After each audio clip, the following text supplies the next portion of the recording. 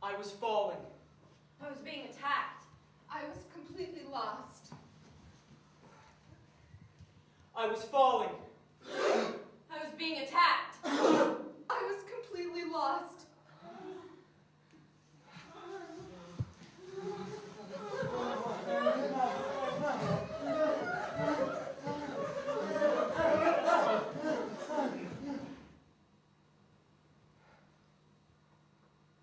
And then I woke up.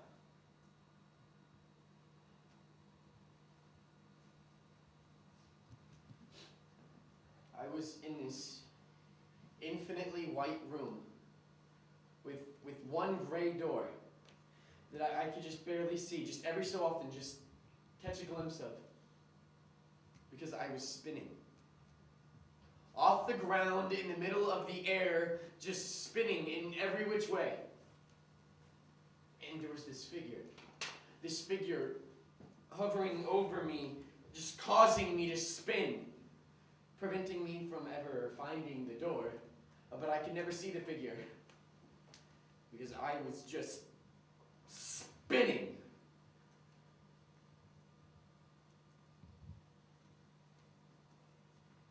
There was this blinding sunlight. And there was a silhouette of a mother and a son, and she was standing behind him with a Christmas necklace. And she was pulling it tighter and tighter around his neck and choking him. There was a big gray mist that looked like the fur color pattern of those gray wolves with like light gray and dark gray. And in the middle, there are two Egyptian hieroglyphic eyes looking at me. They were heavily outlined in black with a yellow colored part around the pupil.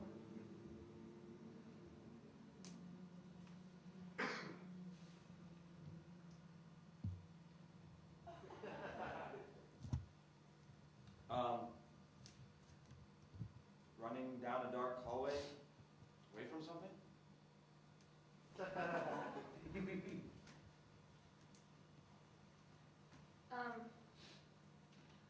Long, yellow.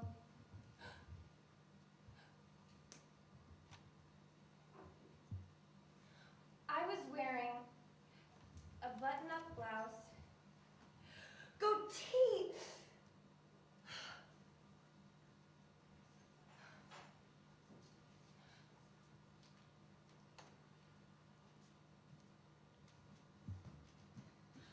I was wearing a long yellow 50 skirt with a button-up blouse and a headband, and a bald guy with a goatee was sticking 2 fingers down my throat, holding my tongue down so I couldn't breathe. And another guy was reaching up my skirt, and I had books, and I was trying to act like it wasn't happening, because that was the only way I knew how to stop it. I couldn't look at them. I can't look at them.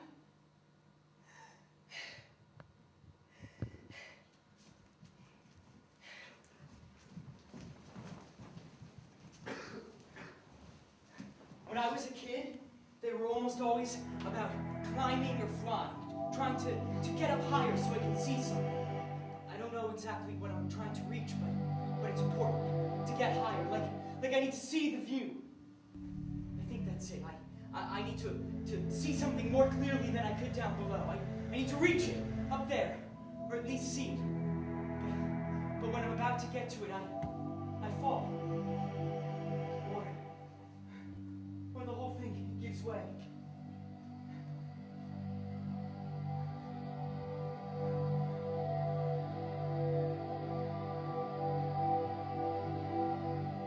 And I wake up.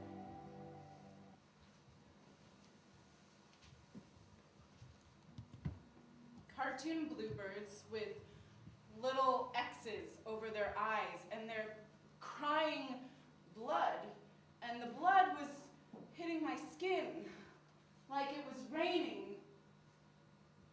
And then I started throwing up blood.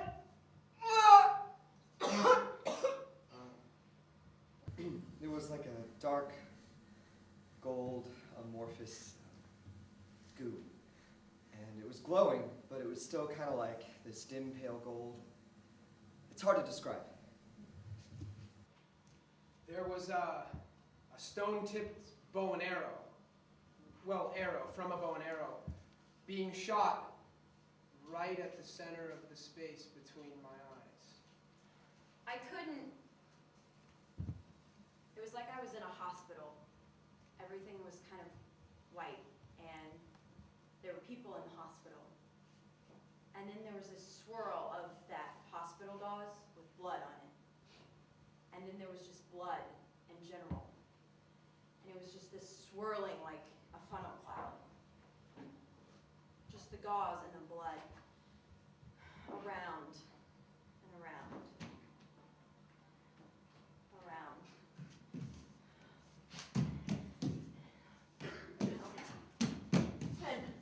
And the people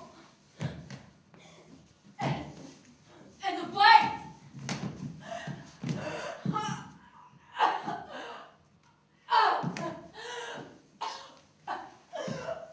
And the blood.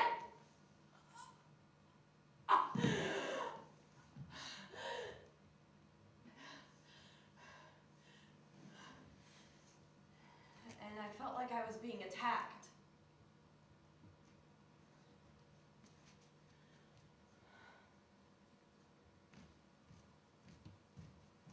Running down a dark hallway away from something.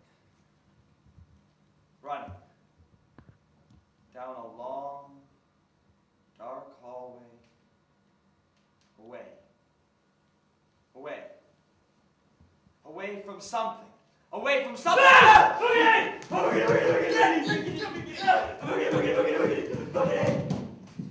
Everybody has bad dreams sometimes. You know, in ancient times, when someone would have nightmares and would tell the tribe about them, they'd be considered like a shaman, or somebody who had gone into the dark realms and come back to talk about it. Somebody who had wrestled with demons and won. No, but you don't always win in nightmares. In fact, don't you usually lose or fail? Isn't that why you wake up feeling like terrified or paralyzed? No, but see, in my nightmares, it never even gets to that point. You see, I feel the fear, I feel the danger, don't get me wrong, sometimes I'm scared shitless, but I always wake up before it finishes, and I think that's part of why it leaves me feeling so bad. It's because I don't know how it ends, and I'm just left there, hanging. Or falling. Or throwing up. For me, there's always a threat. There's always someone trying to get me, hurting me, humiliating me. Pulling me down. Do you think sometimes there's a message in our nightmares, like they're trying to tell us something? Like they mean something? Yeah, I've often wondered if my nightmares are trying to tell me something, or they're just random bits of crap that are coming up because I've been stressed out lately and working on like 17 things at once and not getting home until like 1. And when I get home, I'm so wired I can't get right to sleep. I seem to have more nightmares if I haven't been getting a lot of sleep. I haven't been getting enough sleep either. Me neither. I need to sleep. Go to bed. I need to sleep. Me too. Sleep tight. I'm gonna sleep like a log. Sweet dreams. Like the dead. Don't let the bed bugs bite. Sweet dreams. I need to sleep. That's Sleep like like a a log. I'm gonna sleep I like need a to log. sleep. Sweet dreams.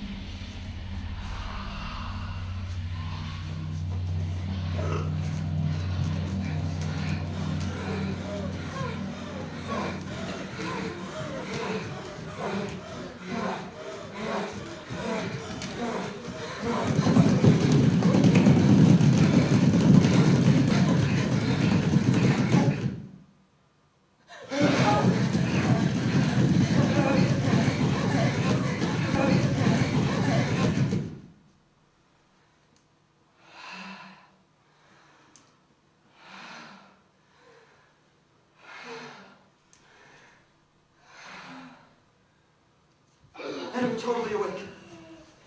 Instantly. And even though I remember my dream, and I know that I was dreaming, I still have that really tight feeling in my chest, and I feel like there's a danger in the room. It takes me forever to fall back asleep that night. I just need to tell someone. That's it. I need to talk about it. It's like I almost have to say it out loud in order for it to make sense. I almost have to act it out in order to feel like I've dealt with it. So, acting them out. I'll go. Bed again. It's night.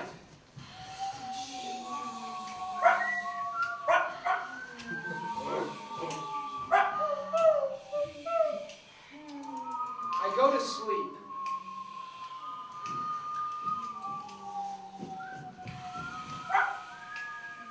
And it starts to rain.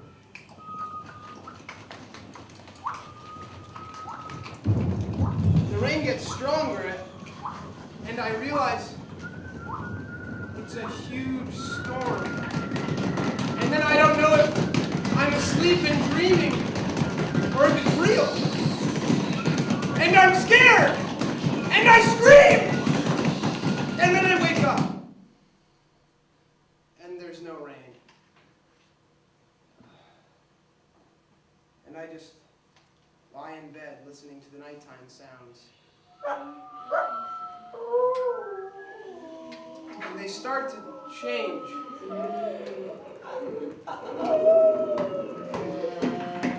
Become different.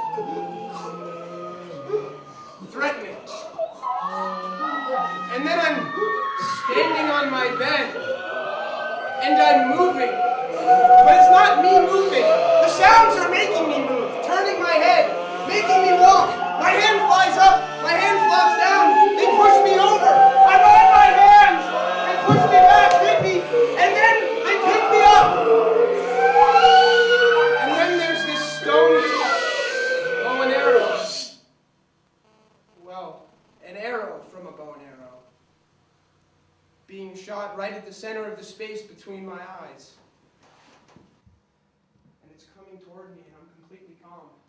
And it's coming at me, and I wake up. I'll go. There is this blinding sunlight and the silhouette of a mother and a son, and she was standing behind him with a Christmas necklace.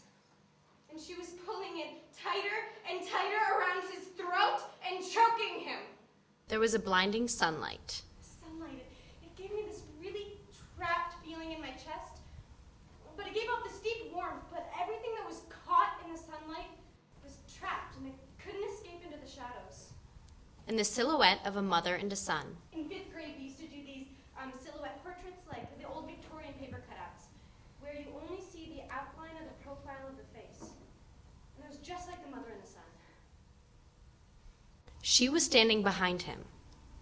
This boy, he had this really carefree sense to him, like everything was great, but when I saw the mother, I got this feeling of love, but it was more of a doomed love that she couldn't escape, just like the sun. With a Christmas necklace. In 3rd grade, we used to make these Christmas necklaces made out of popsicle sticks, and you paint it green and put little ornaments on them, and then there's a long string for the neck. And it's the kind of thing you have to bring home to your parents, and they have to like it.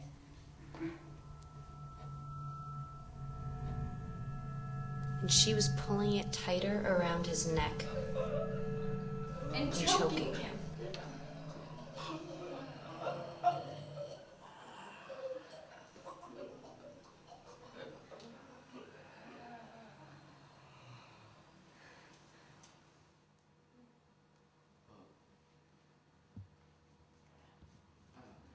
I'll go.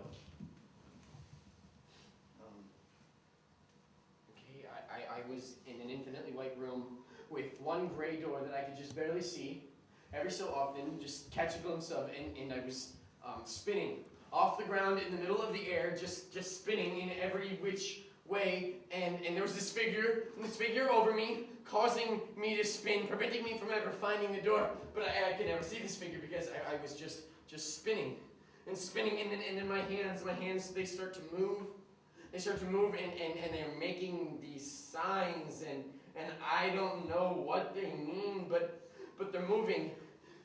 And I'm in this infinitely white room with one green door that I can just barely see every so often, and I'm spinning, just spinning off the ground in the middle of the air, just spinning, and there's this figure hovering over me, causing me to spin, but I can never find it, the door, and I can't see the figure because I'm just spinning, and then I realize that if I can just turn my head while my hands are moving and making these signs, and I'll be able to see who that is.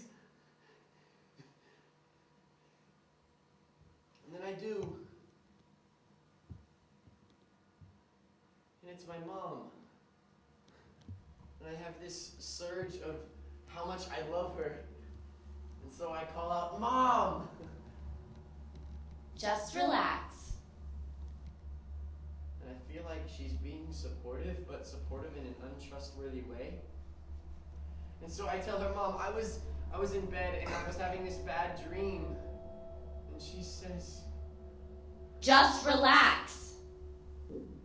and then I start to cry.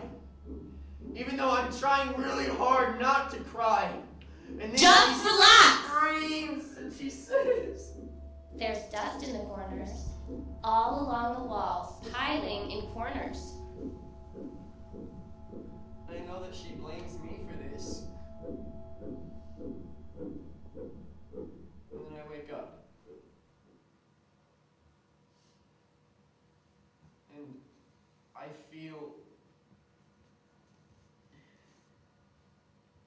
It's like if I found out my girlfriend was cheating on me. Sad.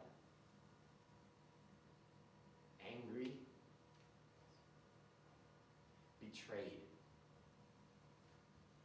Oh my God, I hate this dream.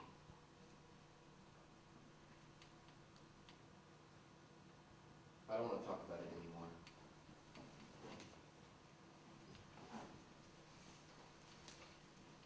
Go. Cartoon bluebirds with little X's over their eyes. And they're crying blood. And the blood was hitting my skin like it was raining. And then I started throwing up blood, and where the blood touched my skin, it started to turn it into what I knew wasn't human, and I tried to yell!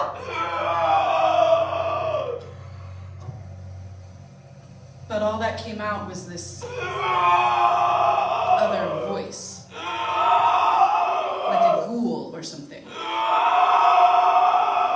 And it was trying to tell me why this was happening.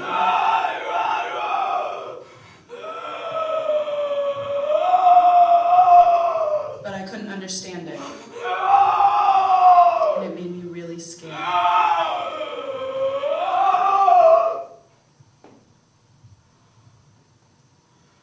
Who am I?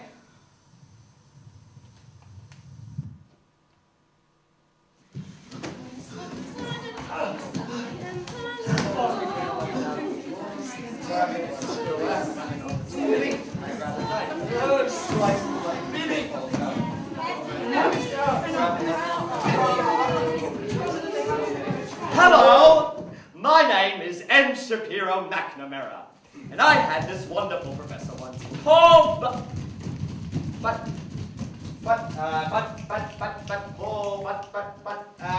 doesn't matter.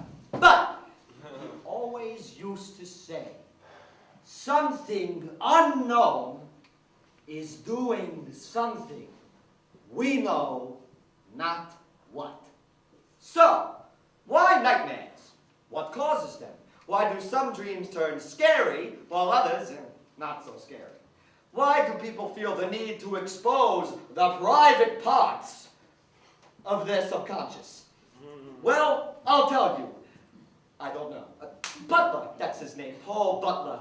We used to call him But. What we do know is, start the film, please.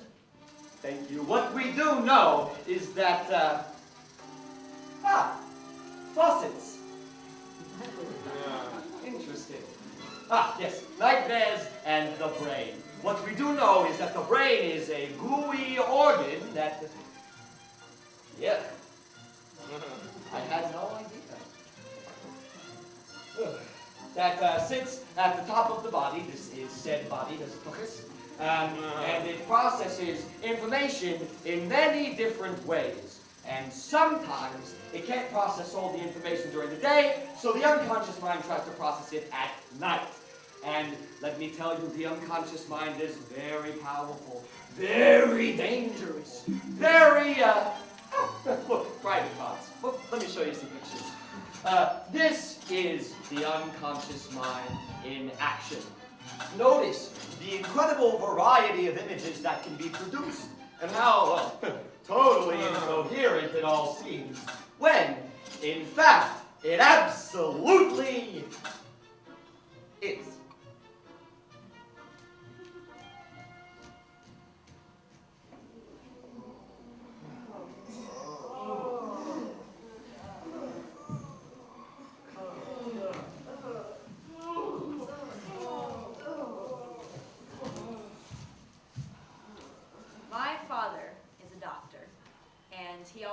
realize that if something that we do or are seems to have a purpose, then maybe it's something that evolved in us for a specific reason.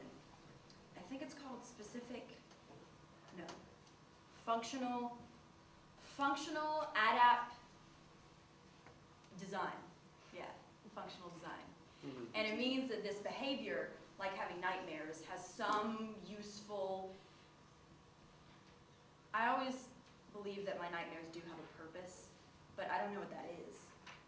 But there has to be a reason. They don't just seem random, right? But why would having nightmares serve a purpose? I mean, they just scare you. Like the other night, I had a dream and it really scared me. Okay, so I'm standing at the grocery store, and I have all my groceries on that moving belt, and in my dream I can see them all clearly. Cheez-Its, cheese slices, Cheetos. Oh, and then on impulse, take a thing of Mentos and put it with my stuff. I love Mentos. Anyway, so I'm standing in line at the grocery store, and I'm waiting for the woman to finish with the guy in front of me. And I'm not really thinking about anything, and then all of a sudden, I hear this voice say, "Coraline! Who is the heroine of the movie Coraline? He is not worthy of being the heroine from other Disney classics, like Ariel, Belle, or even Tiana, who is a black heroine." And I go all tense. And then, after a second, the voice repeats again, "Coraline! Who is the heroine of the movie Coraline? He is not worthy of being the heroine from other Disney classics, like Ariel, Belle, or even Tiana, who is a black heroine." And after a second, the voice repeats again. And I look sideways to see who this is and who they're talking to. It's this guy. He's the one who's been saying it. And he says it again. "Coraline! Who is the heroine of the movie Coraline? Is not worthy of being the heroine from other Disney classics, like Ariel, Belle, or even Tiana, who is a black heroine."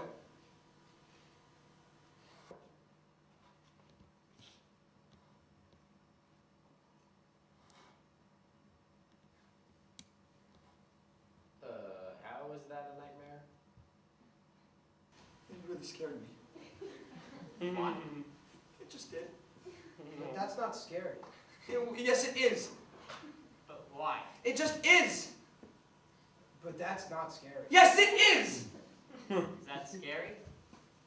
No. Yes, it is. I was dreaming about Disney heroines. That's a girl's dream!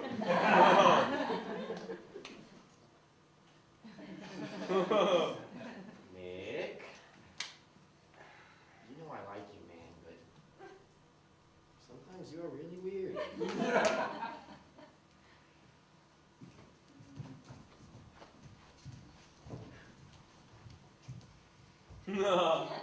Fuck. I want to try mine again. I was wearing a long yellow 50s skirt with a button-up blouse and a headband, and a bald guy with a goatee was sticking 2 fingers down my throat, holding my tongue down so I couldn't breathe. And another guy was reaching up my skirt, and I had boots, and I was trying to act like it wasn't happening, because that was the only way I knew how to stop it. Why are they doing this? I don't know why they're doing this! I don't think you can know why they're doing it. I don't even think you should try to know. I don't think we can control it. I don't think we can ever hope to control the things that are trying to hurt us or threaten us.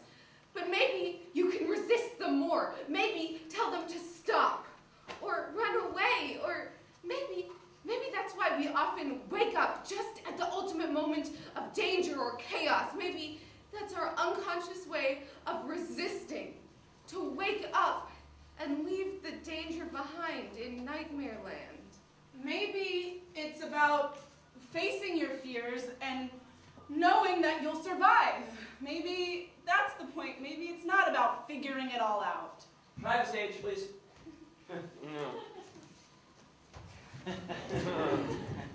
Okay. Maybe I am kind of weird, I guess. But sometimes things scare me. And after I realized that, like the other night, I was walking home late and it was really quiet and I was walking in the slush and I heard footsteps and I thought, who's following me? And I turn around and there's no one there. And then I continue walking and then I hear the footsteps again and I... No. it's me.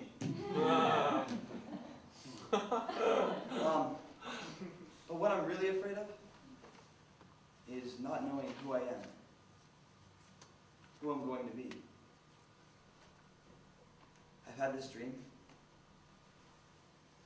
where I'm standing in front of a mirror and I can see my reflection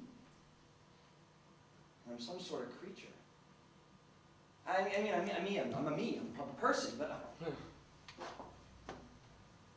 kind of soft and smaller. And all I do is eat and sleep. I have no morals, no opinions, no beliefs, no unique thoughts, nothing. My sole purpose is to eat and sleep. Maybe it's like what they call a homunculus, something unformed, maybe. I don't know. But anyway, in the dream, everyone's trying to get me to do what they want me to do. And I don't want to do it, but I do it anyway. And then I wake up and I feel like I should have said no. But I didn't. That scares me. Even when I'm awake.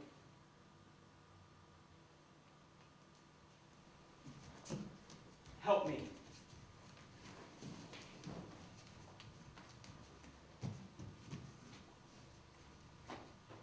I'm flying! I'm falling! No. Edmund.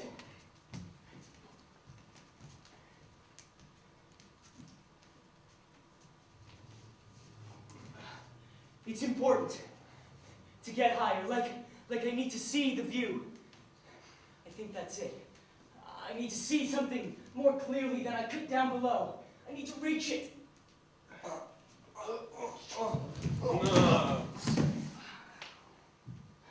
you're heavy. It's not that it's scary. It's more disappointing. Like I never got to see whatever it was.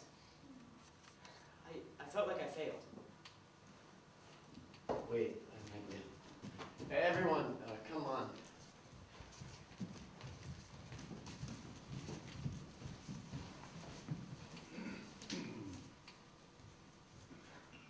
All right, now go.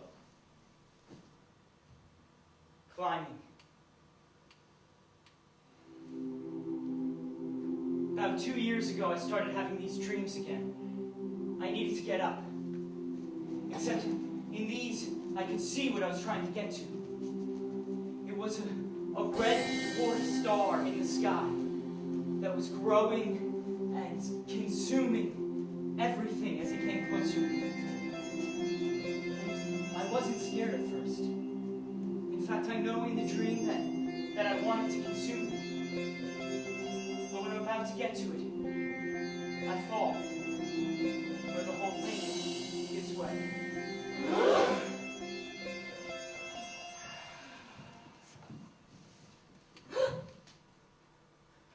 And I wake up scared.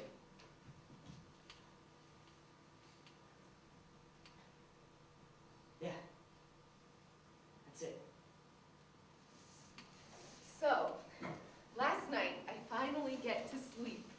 And then, I don't know what time it was because my phone was plugged in the bathroom, but there's a big gray mist that looks like the fur color pattern of those gray wolves with like light gray and dark gray. And in the middle there are two Egyptian hieroglyphic eyes looking at me.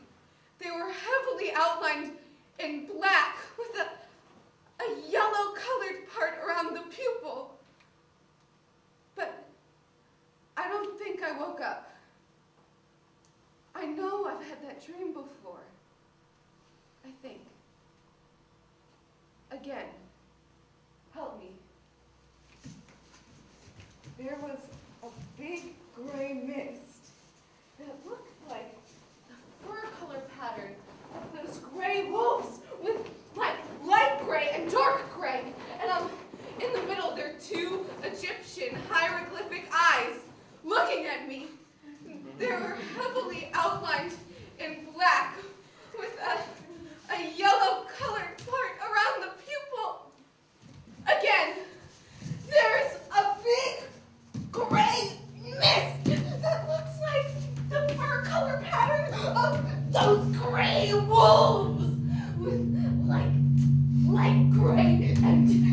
dark gray, and in the middle, they're two Egyptian hieroglyphic eyes looking at me.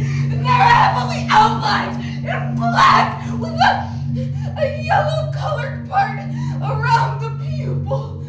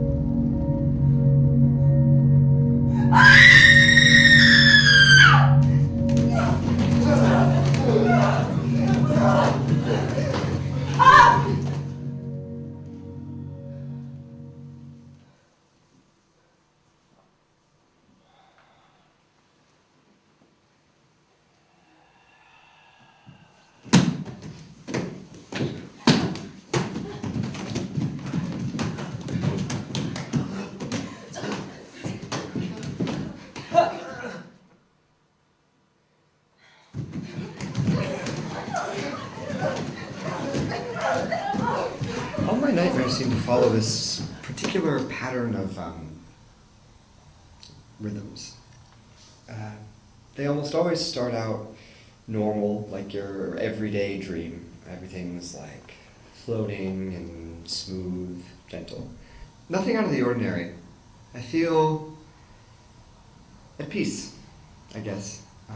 But then all of a sudden, there's like these sharp, jagged edges that come into it, and it gets very, very staccato, very, I don't know, percussive, and it's like a giant machine that's just out of control, like an uncontrollable beast, chaos. And then it's like a tidal wave that I'm trying to get out and gasp for some air, but just as I'm about to surface, it just gets pulled right back down in, and this panic, this anxiety makes everything worse, and then it's like I'm just clawing, I'm just trying to claw my way out of quicksand, and then I wake up.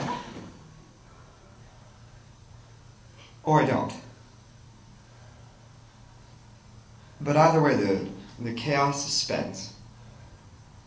And I finally feel that panic go away. And if I'm awake, I feel relief. Joy, even, sometimes, just for having survived the storm.